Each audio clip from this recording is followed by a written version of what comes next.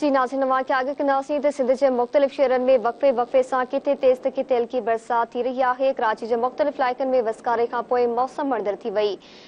नौशरो फिरोज़ पटीदन कंडियारो खानवहर सेवण में वर्कशॉप में वसकारो थियो आहे। सिंध जे मुख़्तलिफ़ शहरनि में वसकारे सबबि पाणी बीहजी वियो, बिजली बहाल न थी सघी।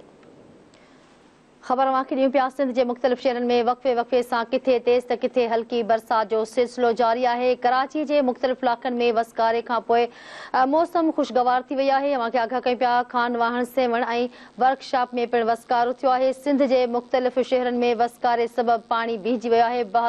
बिजली बि बहाल न थी सघी आहे। अवां खे आगाह करे रहिया आहियूं। सिंध जे मुख़्तलिफ़ शहरनि में वक़्फ़े वक़्फ़े सां किथे तेज़ त किथे हल्की बरसात जो सिलसिलो जारी आहे। जॾहिं त कराची जे मुख़्तलिफ़ इलाइक़नि में वसकारे खां पोइ मौसम वणंदड़ थी वई आहे। नौशहरो फिरोज़ पटीदन कंडियारो खान वाहण सेवण ऐं वर्कशॉप में वसकारो थियो आहे। सिंध जे मुख़्तलिफ़ शहरनि में वसकारे सबबि पाणी बीहजी वियो आहे। बिजली बहाल न थी सघी आहे।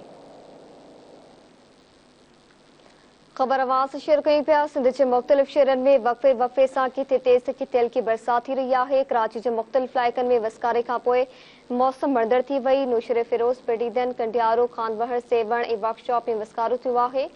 सिंध जे मुख़्तलिफ़ शहरनि में वसकारे सबबि पाणी बीहजी वियो, बिजली बहाल न थी सघी।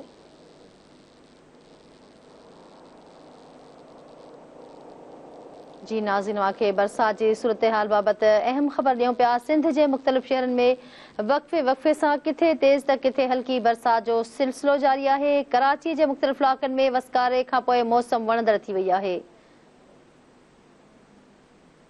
इन जा वधीक तफ़सील मालूम कंदासीं फरीदाबाद खां। धरती टीवी न्यूज़ जो रिपोर्टर मुरीद चांडियो लाइन ते मौजूद आहे। जी मुरीद, आगाह कजो छा सूरत हाल आहे? फरीदाबाद में हिन वक़्त ताईं केतिरी बरसात पई आहे, केतिरो नुक़सान थियो आहे?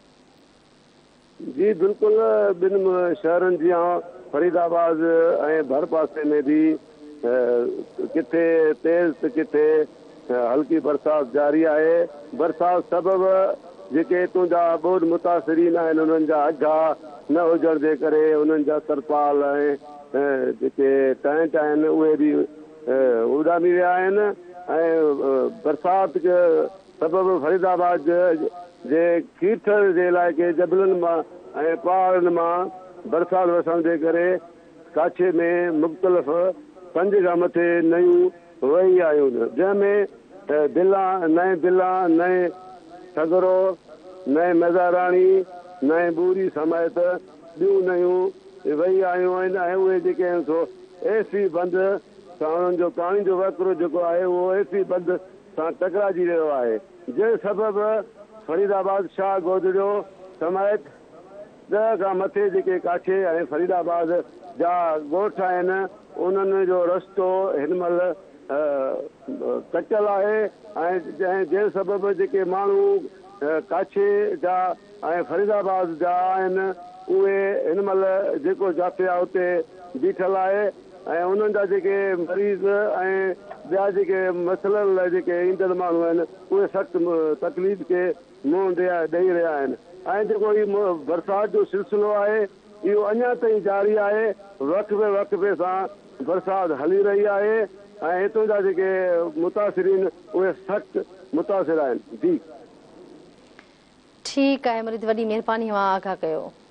नासी नवां खे आगाह करे रहिया आहियूं। सिंध जे मुख़्तलिफ़ शहरनि में वक़्फ़े वक़्फ़े सां बरसात जो सिलसिलो जारी आहे। किथे तेज़ त किथे हल्की बरसात पइजी रही आहे। कराची जे मुख़्तलिफ़ इलाइक़नि में वसकारे खां पोइ मौसम वणंदड़ थी वई आहे। जॾहिं त नौशहरो फिरोज़ पटीदन कंडियारो खान वाहण सेवण ऐं वर्कशॉप में पिणु वसकारो थियो आहे। सिंध जे मुख़्तलिफ़ शहरनि में वसकारे सबबि शहरनि में पाणी बीहजी वियो आहे। बिजली बहाल न थी सघी आहे।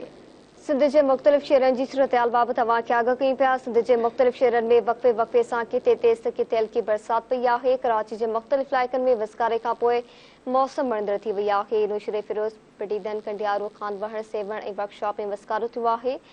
सिंध जे मुख़्तलिफ़ शहरनि में वसकारे सबबि पाणी बीहजी वियो, बिजली बहाल न थी सघी आहे।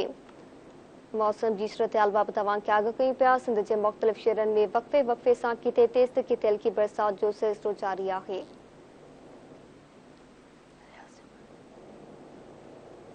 सेवण का तफ़सील मालूम कंदासीं रियाज़ समाली खां। जी रियाज़, तव्हां वटि छा अपडेट्स आहिनि? जे सिंध जी सेवन शहर में जेको आहे सो गुज़िरियल 36 कलाकनि खां सावणी जी जेके बरसाति उहा तेज़ी सां जेको आहे वक़्फ़े वक़्फ़े सां जारी आहे। सेवन शहर जा जेके हेठां वारा इलाइक़ा आहिनि उहे मुकमल जेको आहे सो पाणी हेठां आहिनि, रोड रस्ता जेके से पाणी बुॾी विया आहिनि। और ॿुधाइण वारा त पाकिस्तान पीपल्स पार्टी पारां जेको आहे सो चूंडियल चेयरमैन श्री शहज़ाद अज़हर शाह जेको आहे सो पंहिंजे म्यूनिसिपल अमले सां गॾु जेको आहे सो सॼे शहर में जेको आहे सो जाइज़े लाइ जेको आहे सो निकिरी पियो आहे, जंहिंमें जेको आहे सो रोड रस्तनि जो जेको पाणी कढण जो सिलसिलो उहो बि तेज़ी सां जारी आहे। शहर में जेको आहे सो ड्रेनेज नालनि ऐं जेको आहे ड्रेनेज जेके तलाउ आहिनि उते पिणु जेको आहे सो पहुची हुनजो तलाउ जेको जाइज़ो वरितो आहे। उते मशीनूं लॻाए करे जेको आहे सो शहर मां पाणी जेको कढण जो सिलसिलो जारी आहे। ॿिए तरफ़ जेको आहे महरम हराम जे हवाले सां जेके से रूट आहिनि उहे जेके उते पाणी मौजूदु आहे उते बि जेको आहे सो म्यूनिसिपल अमले पारां जेको आहे सो तेज़ी सां पाणी कढियो थो वञे। और ॿिए तरफ़ां तव्हांखे ॿुधाईंदो हलां त सेवन तालुके में जेको जाबलू पट्टी आहे उते जेके से नयूं वयूं आहियूं आहिनि, जंहिंमें नई गाए, नए बटरो जबल, नए झांगारा, नए काई उहे जेके सो नंढी वॾी जेके नयूं आहिनि उहे जेके से वही आहियूं आहिनि, जिन जो जेको छोड़ तेज़ी सां जेको सो मंसूर तरफ़ आहे। ऐं हींअर जेको आहे सो मंसूर में जेको आहे सो पाणी जी जेको सतह आहे उहो तेज़ी सां जेको वधे पियो। ऐं हिन वक़्तु बि जेको आहे सो सेवन शहर में जेको आहे सो वक़्फ़े वक़्फ़े सां किथे तेज़ त किथे जेको आहे सो हल्की बरसाति जो सिलसिलो जारी आहे। जी ठीकु आहे, महिरबानी रियाज़ साॻा करण लाइ।